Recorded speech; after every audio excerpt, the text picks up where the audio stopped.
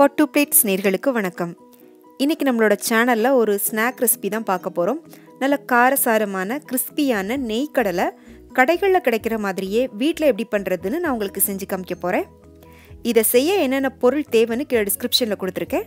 இப்போ இதை எப்படி பண்ணுறதுன்னு பார்க்கலாம். நெய் கடலை பண்ணுறதுக்காக நான் இன்றைக்கி 1 கப் அளவுக்கு கடலைப்பருப்பு எடுத்திருக்கேன். கடலைப்பருப்பை ஒரு 2 வாட்டி நல்லா தண்ணி ஊற்றி கழுவிட்டு அது மூழ்கிற அளவுக்கு தண்ணி சேர்த்து ஒரு 2 மணி நேரத்துக்கு நல்லா ஊற விட்டுக்கோங்க. 2 மணி நேரம் கடலைப்பருப்பு நல்லா ஊறினதுக்கப்புறமா அதில் கொஞ்சம் கூட தண்ணி இல்லாத அளவுக்கு அதை நல்லா வடிகட்டி எடுத்து வச்சுக்கோங்க. வடிகட்டி எடுத்த கடலைப்பருப்பை நல்லா ஈரம் இல்லாத சுத்தமான ஒரு துணியில் போட்டு ஒரு அரை மணி நேரத்துக்கு அது மேலே இருக்கிற ஈரத்தன்மை காயிற அளவுக்கு காய விட்டுக்கோங்க. நம்ம இதை எண்ணெயில் போட்டு ஃப்ரை பண்ண போகிறோம். ஈரம் இல்லாமல் இருந்தால் தான் பருப்பு வெடிக்காது. அதே மாதிரி நல்லா மொறுமொறுப்பாக வறுபடும். இப்போ நான் பருப்பை அரை மணி நேரம் நல்லா காய விட்டு எடுத்துட்டேன்.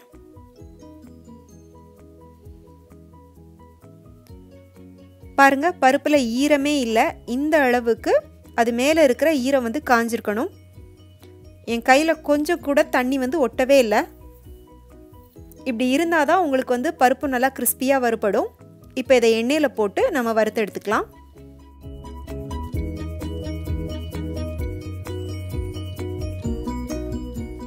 இப்போ இந்த பருப்பை நல்லா சூடான எண்ணெயில் கொஞ்சம் கொஞ்சமாக போட்டுக்கோங்க. எண்ணெய் நல்லா சூடானதுக்கப்புறமா தான் போடணும்.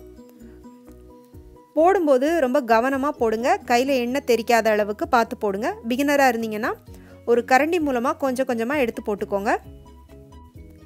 நீங்கள் பருப்பை எண்ணெயில் போட்ட உடனே எல்லா பருப்பும் எண்ணெய்க்கு கீழே போய் தங்கிரும். அது வெந்து வறுபட வறுபட அப்படியே மேலே எழும்பி எண்ணெய்க்கு மேலே மிதந்து வரும்.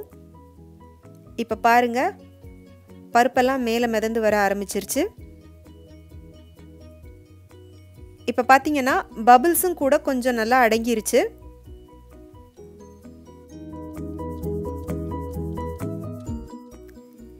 இப்போ பபிள்ஸ் எல்லாம் நல்லா குறைஞ்சி எண்ணெயோட சலசலப்பு சத்தம்லாம் நல்லா அடங்கிருச்சு.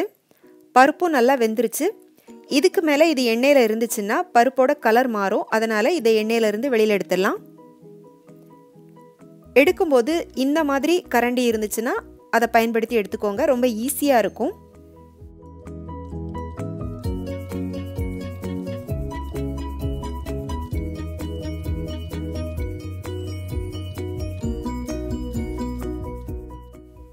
இதே மாதிரி மீதி இருக்கிற எல்லா பருப்புகளையும் எண்ணெயில் போட்டு வறுத்து எடுத்துக்கோங்க.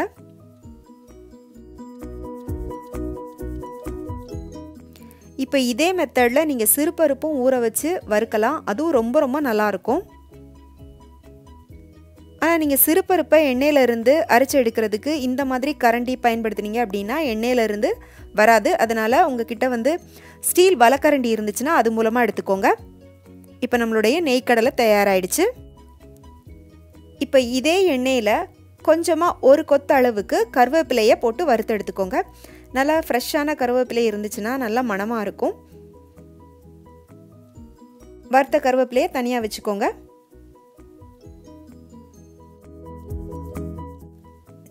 இப்போ இந்த நெய் கடலைக்கு தேவையான உப்பு காரம் எல்லாம் நம்ம போட்டுக்கலாம். பாருங்கள் எவ்வளோ கிறிஸ்பியாக வறுபட்டுருக்குன்னு. தேவையான அளவுக்கு உப்பு போட்டுக்கோங்க. கொஞ்சமாக ஒரு அரை டீஸ்பூன் மட்டும் மிளகாய்த்தூள் போட்டுக்கோங்க. ஒரு 1/4 டீஸ்பூன் அளவுக்கு மஞ்சள் தூள் போட்டுக்கோங்க. ஒரு 1/4 டீஸ்பூன் பெருங்காயத்தூள் சேர்த்துக்கோங்க. கடைசியாக நம்ம வறுத்து வச்ச கருவேப்பிலையும் போட்டுக்கோங்க. போட்டுட்டு இதை நல்லா கலந்து விட்டுக்கோங்க. அவ்வளோதான், நம்மளுடைய ஈஸியான நெய் கடலை தயாராகிடுச்சு. இதனால் ஒரு ஏர்டைட் கண்டெய்னரில் போட்டு ஸ்டோர் பண்ணி வச்சுக்கிட்டிங்கன்னா உங்களுக்கு தேவையான நேரத்துக்கு நீங்கள் எடுத்து சாப்பிட்டுக்கலாம். மழை காலத்துக்கு ஏற்ற ஒரு சூப்பரான ஈவினிங் ஸ்நாக் இது. கண்டிப்பாக இந்த ரெசிபி உங்கள் எல்லாருக்கும் பிடிச்சிருக்கும்னு நம்புகிறேன். இதை உங்கள் வீட்டில் செஞ்சு பார்த்துட்டு எப்படி இருந்துச்சுன்னு உங்களுடைய கருத்துக்களை எனக்கு கீழே கமெண்ட் செக்ஷனில் சொல்லுங்கள். பிடிச்சிருந்தா ஃப்ரெண்ட்ஸுக்கும் ஷேர் பண்ணுங்கள், லைக் பண்ணுங்கள், சேனலுக்கு சப்ஸ்கிரைப் பண்ணுங்கள். மீண்டும் வேறொரு ரெசிபியோடு சந்திக்கிறேன். நன்றி, வணக்கம்.